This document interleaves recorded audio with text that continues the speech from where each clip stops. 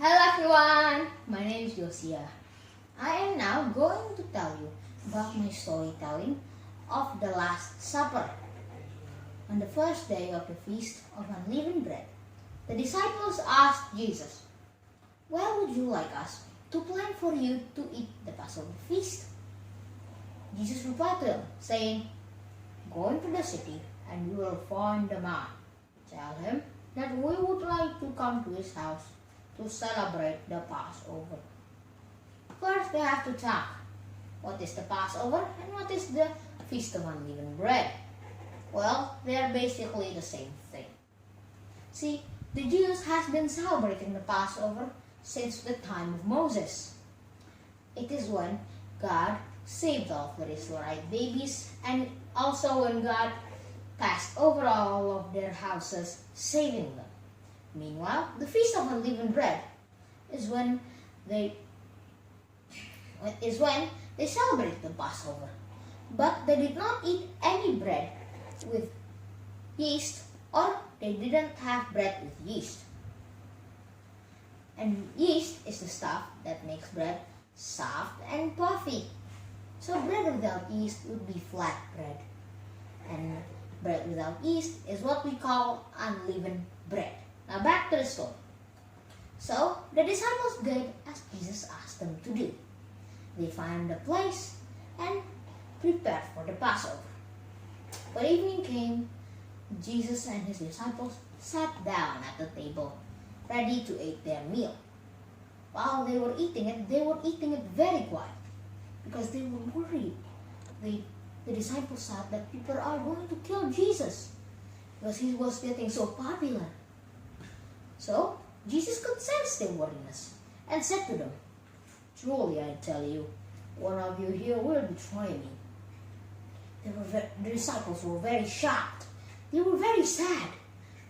And some of them even said to Jesus, "Is it me, Lord, who is going to betray you?"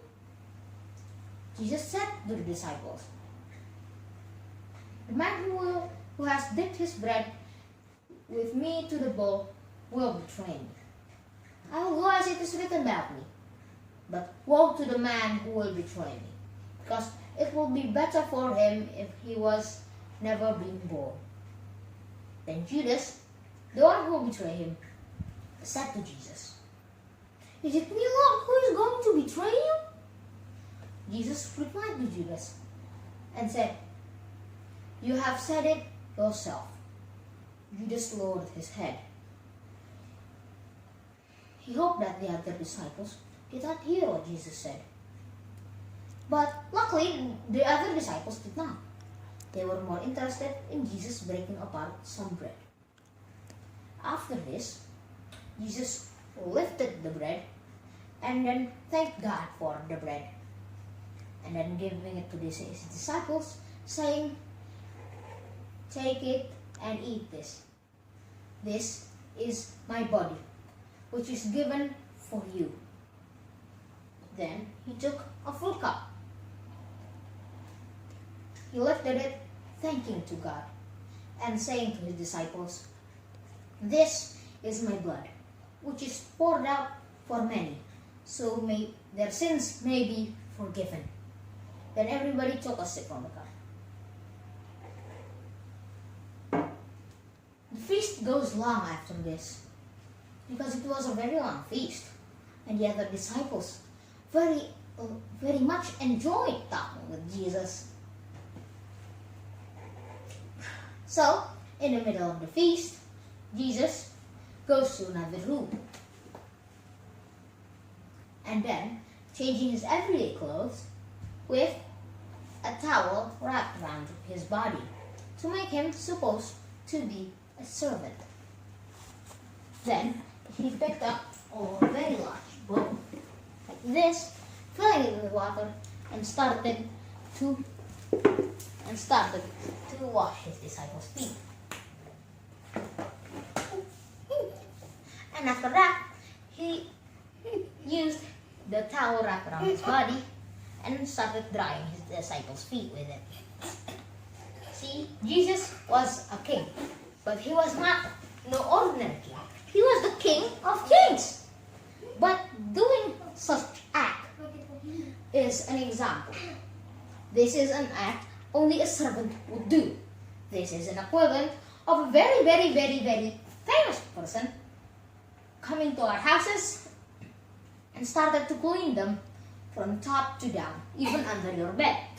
That would be very much impossible. So now, back to the story.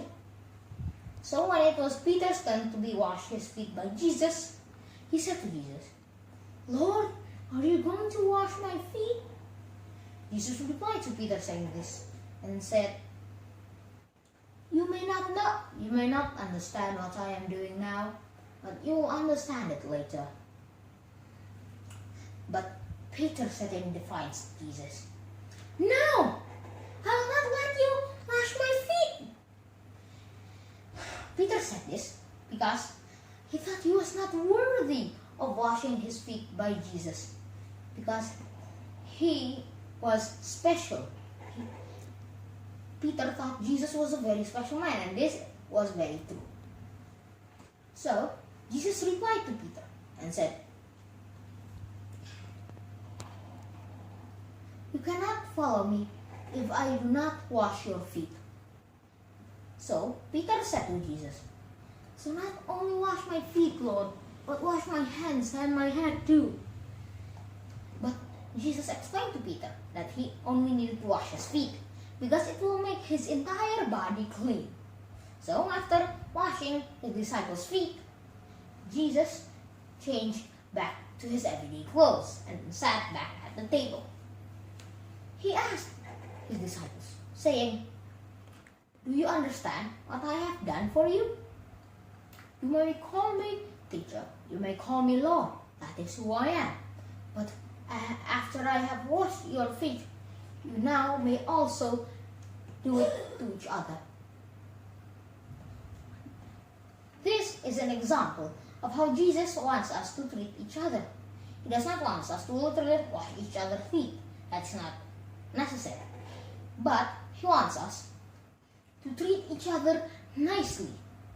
He wants us to be a servant for Jesus. That was what he wants us to do. And if we do this, Jesus will bless us. Thank you. That is my storytelling. Hope that Jesus bless you. Happy Passover and goodbye.